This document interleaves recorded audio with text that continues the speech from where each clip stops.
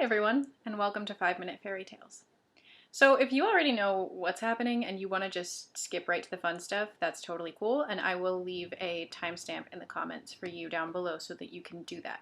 But if you are new, or if you would like the refresher course, here's how this works. I have a list of words, concepts, and phrases that often pop up in these types of stories.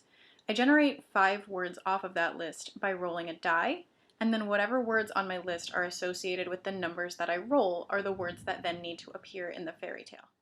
Then I go ahead and set myself a timer for 1 hour, during which I write the whole story using the 5 words.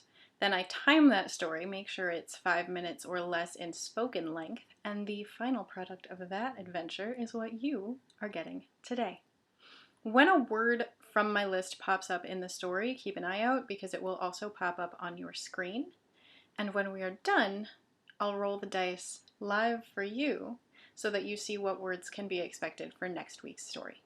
Okay, let's do this.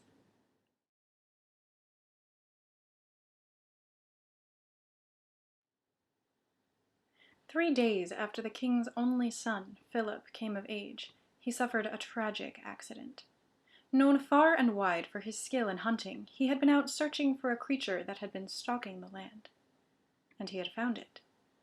Or, more accurately, it had found him. When he was eventually discovered, deep in the heart of the woods, it took the search party a while to realize that he was still alive. They put him carefully across the back of a horse and made the journey back, their hearts heavy with the weight of the news they carried. The family physician, when summoned, treated his surface wounds, and then she pulled the king aside. In a whisper, she admitted that she was more concerned about the lingering effects these injuries might have. The scratches and bites that he had suffered, she said, were indicative of a wolf attack. The following day, under cover of night, a new person arrived in the castle. He was spirited through the halls in secret. The king himself, entirely alone, led the man, known as Hugo, to his son's bedchamber. Hugo pulled up a chair at once and began his examination. Within an hour, he had confirmed the physician's unfortunate news. "There are potions," he told the king, "and spells, but they aren't easy. I can make no guarantees." The king, desperate, promised him a windfall of gold to rescue his son from this terrible fate. But that wasn't all he wanted. The king had a daughter, a beautiful girl named Clarissa, who was kept isolated from the rest of court society. Hugo said that he had heard of her legendary beauty. He announced that he wanted her as well. The king, for a moment, was frozen. Hugo's reputation had preceded him. A well-known sorcerer, what he was known for was stopping at nothing to get what he wanted. If he were to marry into the family, what reason would he have for saving Philip? But Hugo made him a promise, a vow, even, and set it down in his spell book. Clarissa's hand for Philip's life. The deal was made. The girl, when she was told of her new betrothed, said nothing. Shadows under her eyes that were dark as bruises, she simply nodded. That night, she waited until she knew she was alone, then headed straight for her brother's room, and the sorcerer who worked by his side. She donned a mask before she entered. She knew that Hugo, like most, had never seen her, and that reports of her beauty had come second-hand. She also knew that he cared nothing for who she truly was, but she wanted to know him, and she wanted to do so without giving him the chance to look at her. Hugo scoffed when he saw her. He said that she'd be in the way, but she sat, unmoving, and said, "If this is as difficult as you claim, you probably shouldn't waste any time." Irritated, Hugo gave up. He'd scare her out instead, he thought, by making her help.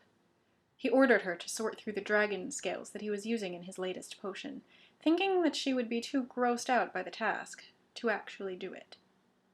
But this she did, without complaint, just as she did every other thing he asked of her over the next few weeks.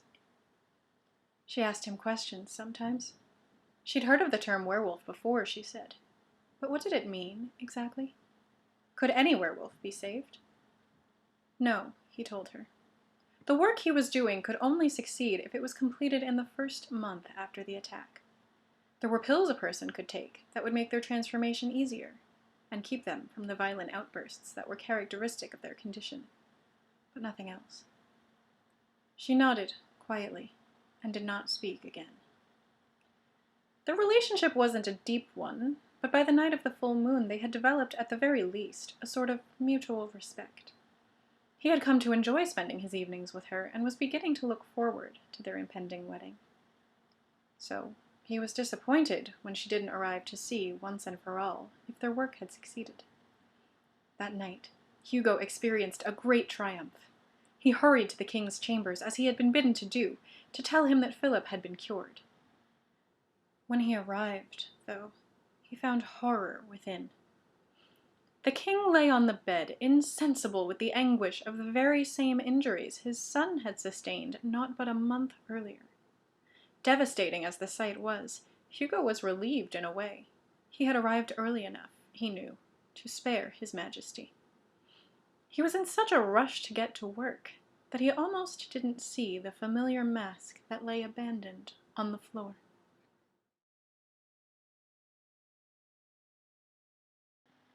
Alrighty, well, I hope you had as much fun listening to that one as I did writing it. I kind of wish, looking back at it now, that those words had popped up a little bit closer to October, because I kind of feel like they fit the Halloween vibe, but who knows what'll happen in October, right? Alright, so before you go, let's find out what next week's gonna look like. If I can read my dice. Alright, so next week we'll have Midnight. We'll have A Promise. We'll have Some Mountains.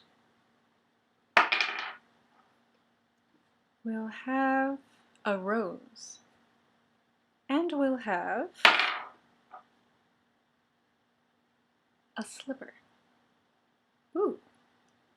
Alright, so we'll see what I can do. Hopefully, maybe, perhaps, next week will be a little brighter and a little more, maybe, traditional. But I don't know. I can't make any promises.